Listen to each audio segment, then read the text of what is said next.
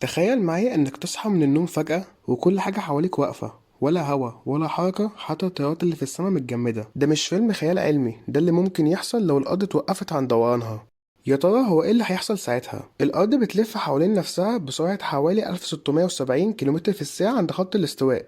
فلو وقفت فجأة كل حاجة على سطحها هتطير في الهواء بنفس السرعة دي. يعني العربيات، المباني، البشر، حتى المحيطات، كله هيتحدف في الهواء. طب ايه هي التأثيرات البيئية اللي احنا هنشوفها ساعتها؟ البحار والمحيطات هتبدأ تتحرك بشكل عشوائي، وهنشوف تسونامي عملاق يغطي مدن ودول كاملة. زائد على كده ان نص الكوكب هيعيش في نهار دائم، والنص التاني هيعيش في ليل أبدي. وده هيبوظ النظام البيئي تماما، وهيأثر على كل الكائنات الحية. والأخطر بقى إن المجال المغناطيسي للأرض بيتأثر بدورانها، ولو الأرض وقفت الإشعاع الكونية الخطيرة هتدخل لنا من غير أي حماية، وده ممكن يبيد الحياة على كوكب الأرض تماما. بس الحمد لله إن الأرض مش ناوية تبطل دورانها قريب. بس الفكرة دي بتورينا قد إيه الكوكب بتاعنا نظامه دقيق جدا، وأي تغيير بسيط فيه ممكن يعمل كارثة حقيقية.